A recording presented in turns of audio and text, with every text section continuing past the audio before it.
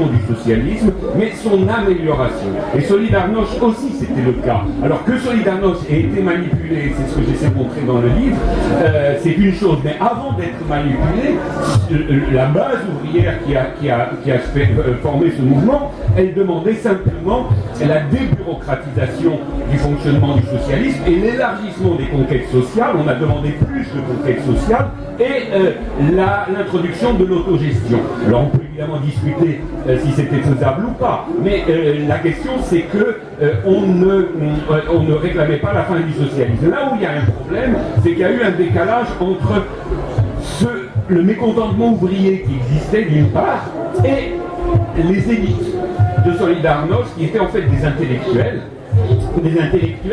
qui vont suivre une ligne très lente d'évolution, tout au moins en apparence, de 1956 jusqu'à 1989. Et là, on a quelque chose de très intéressant. À partir de 1956, ceux qui remettent en cause le régime, ce qu'on appellera les dissidents, ce ne sont pas des gens qui viennent de la droite. Les gens qui viennent de la droite, après 1956, jouent un rôle tout à fait secondaire en politique et en général, ils sont plutôt profil bas. Ils ont perdu après 1945 et ils ont compris que, quelque part, les communistes avaient gagné. Donc ceux qui ont vraiment commencé à remettre en cause le régime, c'est des gens qui étaient des communistes et qui vont passer progressivement d'une étape révisionniste à une étape plutôt trotskisante, puis à une étape social-démocrate, puis à une étape social-libérale et finalement au libéralisme. Donc on a une évolution lente. Et la Pologne joue un rôle particulier, pourquoi? Parce qu'on a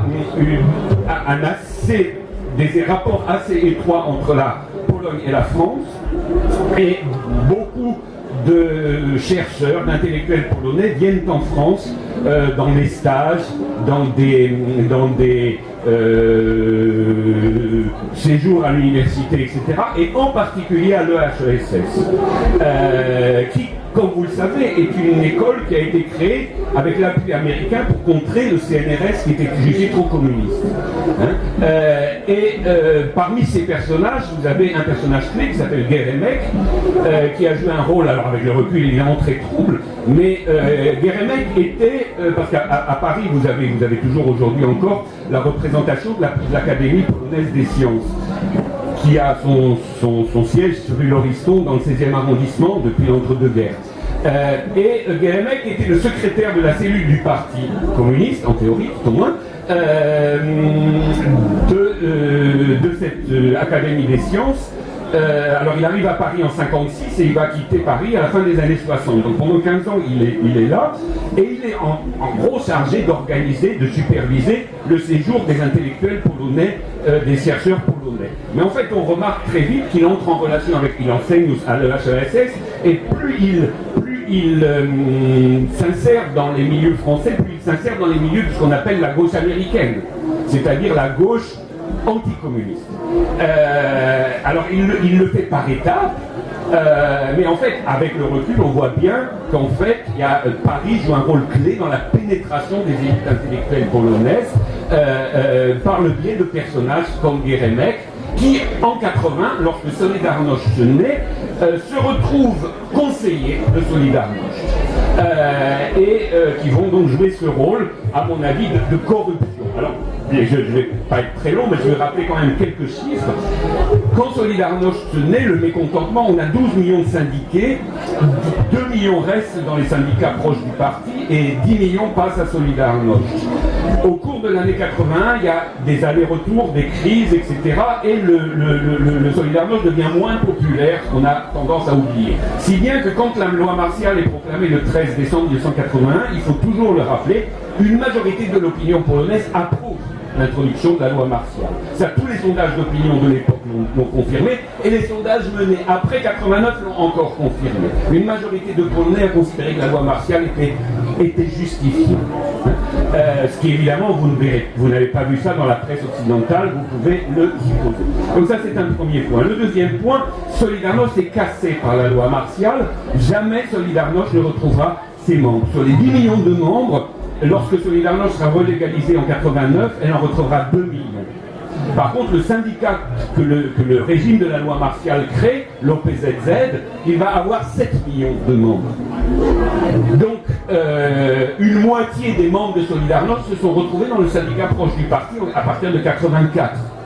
Hein? Donc ça, il faut bien avoir en tête. Alors, le problème, c'est que, ce qui a été un petit pour l'URSS, c'est que en même temps que vous aviez dans Solidarność toute une pénétration des élites intellectuelles proches de Solidarność par les services pro-occidentaux, carrément occidentaux, et dans mon livre je montre à quel point les dollars affluents des États-Unis ou d'ailleurs ont quand même joué un rôle qui n'est pas négligeable dans l'évolution des choses, vous avez aussi la corruption à l'intérieur de l'appareil du parti.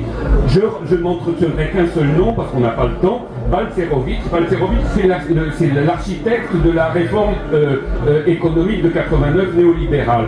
Balcerowicz, c'est l'homme de Soros en Pologne. Il était en relation avec Soros déjà à l'époque. Balcerowicz, c'est qui?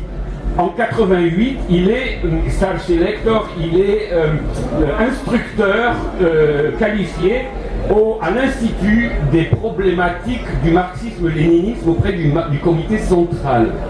Et cet homme-là est envoyé à Chicago par le parti pour se former à l'économie en 88. En 78, pardon. Il revient évidemment néolibéral, vous pouvez le supposer. Il rend sa carte du parti en 82. Mais il continue à enseigner à la SGPIS, qui est la pépinière des cadres du régime. Et je termine. Et en 89, il devient le grand architecte de la réforme néolibérale. Bon, alors c'est un homme symbole, mais il n'est évidemment pas le seul. Vous avez toute cette intelligentsia qui est basculée du parti communiste, entre guillemets, au néolibéralisme, ce qui peut s'expliquer aussi par plusieurs phénomènes, en particulier le fait que le parti communiste polonais a été largement formé après la guerre par une masse de parvenus venant des campagnes et ayant plutôt une culture de la petite propriété plutôt qu'une culture communiste. Voilà, bon, j'aurai pas le temps d'aller plus loin, mais le reste, si ça vous intéresse, il y a, je sais pas, 200 pages. Voilà.